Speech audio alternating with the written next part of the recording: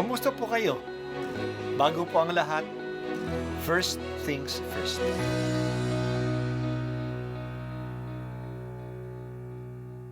Good morning po. Sinisimulan po natin ngayon ang first things first. At dito po, tinatalakay natin sa unang bahagi ng umaga natin ay ang first readings na binabasa po sa banal na misa. Ito pong tinatalakay natin kasi madalas po kasi marami na tayong alam tungkol sa gospel readings. Pero konti po ang nagsasalita sa first readings. Pero ang first readings, bahagi din po yan ng Biblia, ng banal na kasulatan. Kaya susubaybayan po natin ang mga first readings, basahin po natin at luminsan kailangan ng basahin ng 2 o 3 beses bago maintindihan kasi hindi po tayo familiar sa mga istorya at sa mga kaisipan na tinatalakay dito. Ang pagbasa mula sa sulat ni Apostol San Pablo sa mga taga-Efeso. Mga kapatid, marahil naman, nabalitaan na ninyong dahil sa kagandahang loob ng Diyos ay ipinagkatiwala niya sa akin ang tungkuling ito para sa inyong kapakinabangan. Ipinahayag sa akin ng Diyos ang kanyang lihim na panukala. Ang hiwagang ito'y hindi ipinaalam sa mga tao noong mga nakaraang panahon, ngunit inihayag ngayon ng Diyos sa pamamagitan ng Espiritu sa kaniyang mga banal na apostol at mga propeta. At ito ang lihim. Sa pamamagitan ng mabuting balita, ang mga Hentil, tulad din ng mga Hudyo, ay may bahagi sa mga pagpapalang mula sa Diyos. Mga bahagi rin sila ng iisang katawan at kahati sa pangako ng Diyos dahil kay Kristo Jesus.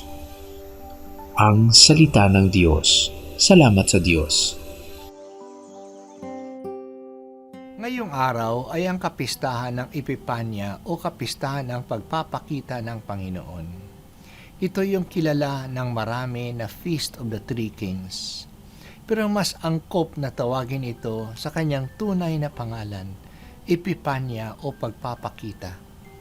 Sinagot ng kapistahang ito ang tanong, kanino ba isinilang si Jesus at paano siya matatanggap? Ang sanggol ay isinilang para sa lahat ng lahi na galing sa iba't ibang lugar.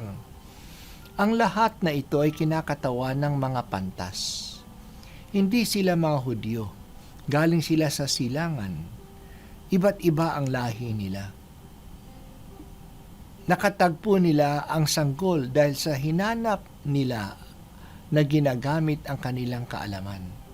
Mga mag-aaral sila ng bituin, mga astrologers. At dahil sa liwanag ng bituin, natagpuan nila ang sanggol. Noong matagpuan nila ito, kinilala nila siya at sinamba. Ginawa nila ito sa pamamagitan ng kanilang mga regalo. Ginto kasi siya ay hari. Kamanyang o insenso kasi siya ay Diyos. Mira kasi siya ay magdurusa. Hindi natagpuan ang sanggol ng mga nasa Jerusalem, kahit na mayroon silang banal na kasulatan.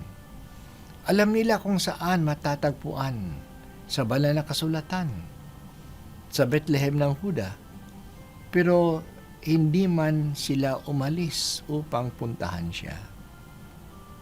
Ang ating unang pagbasa ay galing sa aklat ni Propeta Isaías na sa bahagi na isinulat noong ang mga Israelita sa iba't ibang bansa ay makakabalik na sa Jerusalem. Nililiwanagan na sila ng kaningningan ng Panginoon.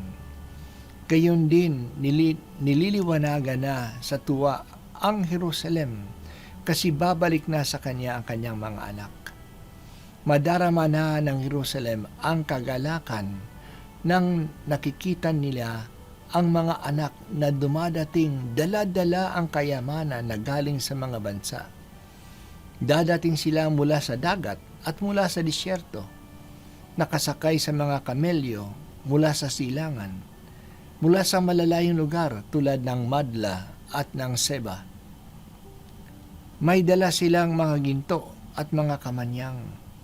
Magandang balita ito na gagawin ng Panginoon sa kanyang bayan. Ang mga pantas ang kumakatawan sa mga tao na galing sa malalayong lugar na darating na hahanapin ang Panginoon. Ang Christmas lights at Christmas lanterns o mga parol ay galing sa mga pagbasang ito. At ganon din ang nagpagbibigay ng regalo.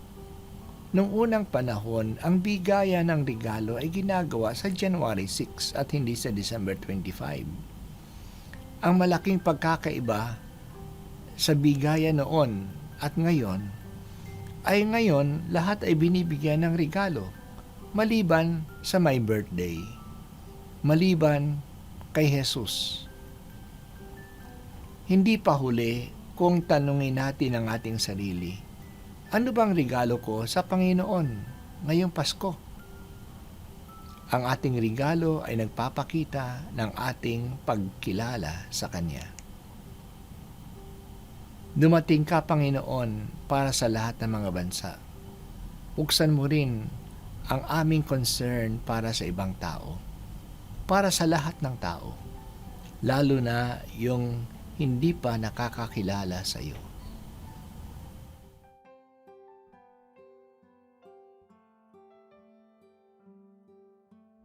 At ako po ay si Bishop Broderick Pabilio dito sa First Things First.